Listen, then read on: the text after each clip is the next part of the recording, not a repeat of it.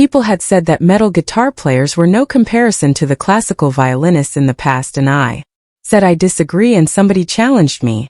So I went down and played with the San Diego Symphony, did some Vivaldi, some Bach and some Vanner, and I told them when I left, do not use my music, and of course they used it. Their biggest song, Enter Sandman, go look up the band Excel right now. Look up their song. Pretty similar. In 1991, Death joined the biggest metal tour ever. But Dave Mustaine nearly destroyed it with his demands. He wanted headliner treatment even when Slayer drew bigger crowds.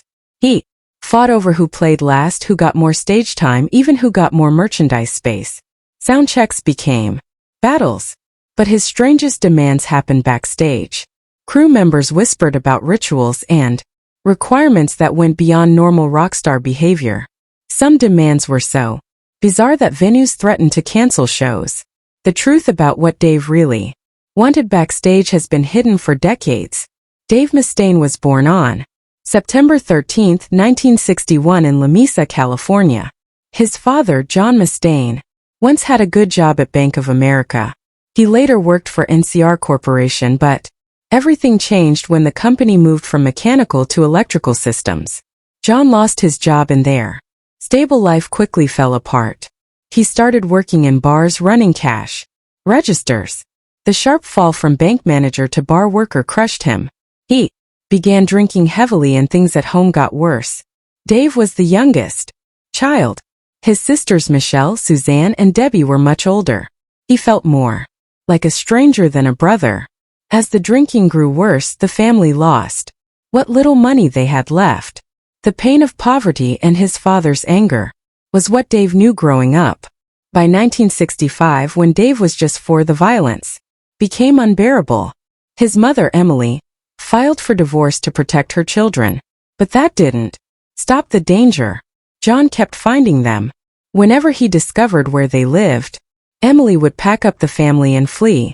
They moved from one town to the next, living like they were hiding from something terrible. Dave remembered it clearly.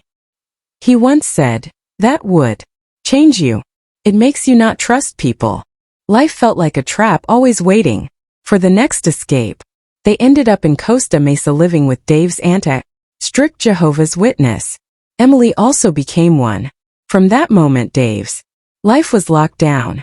He wasn't allowed to celebrate holidays or birthdays.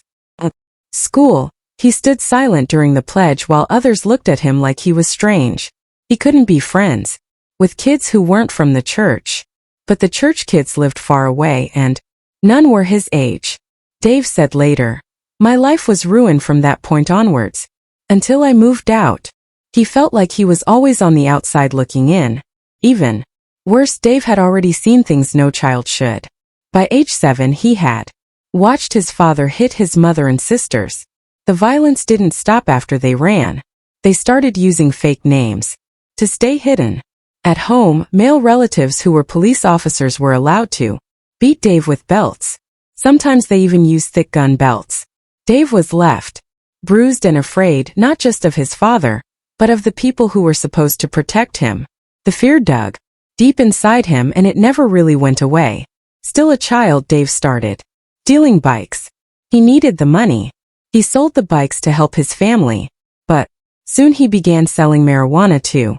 What started as stealing became dealing. And before long, he was using the drugs himself. All of this while he was still in elementary school. He was trying to survive, trying to feel in control in a life that never gave him any. This was the beginning of a long battle with drugs and anger that would follow him for years.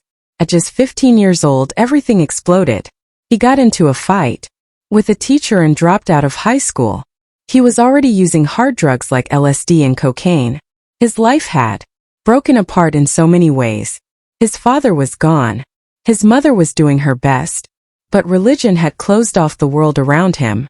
Dave didn't feel like he belonged anywhere. He was lost, angry, and already heading toward destruction.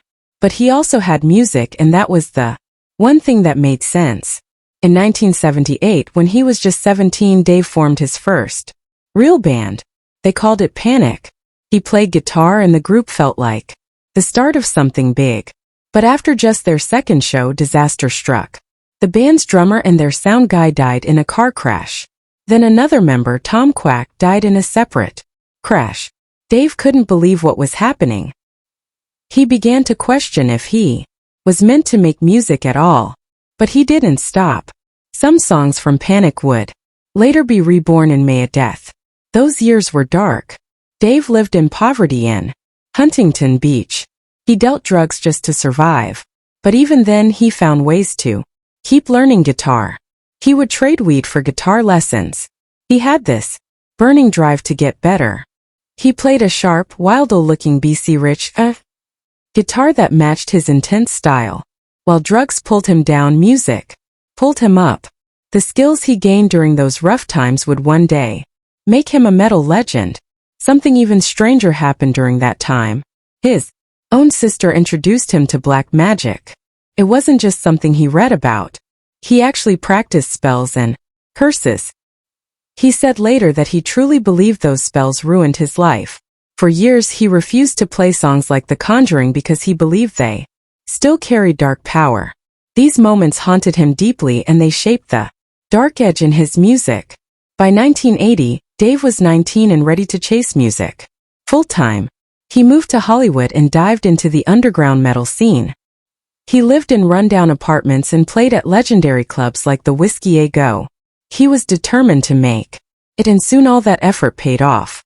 In 1981, he saw an ad in a newspaper from a drummer named Lars Ulrich. Metallica was looking for a lead guitarist. Dave didn't audition. He just showed up, started tuning his guitar, and told them they'd better decide fast. They gave him the job just like that. He was 20 years old and had just quit Panic to join this brand new band. It felt like the start of everything. During rehearsals, Dave brought wild energy. He helped write key tracks like The Mechanics and Jump in the Fire. His guitar work was loud and fast. It was the backbone of what would become Metallica's first album. But behind the scenes, the problems started piling up. Dave drank too much. He drank more than anyone in the band. When he got drunk, he wasn't just loud. He got violent. One time he poured beer all over a bandmate's gear just to prove a point.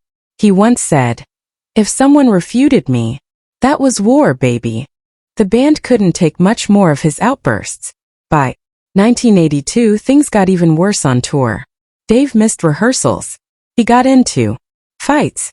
One night, he nearly crashed the band's van while driving drunk. He even got into a fight with James Hetfield over a dog. The chaos was nonstop. Everyone was drinking, but Dave was on another level. He was dangerous to be around. Then came the day everything ended. On April 11, 1983, at 9 in the morning, Dave was woken up in a New York hotel.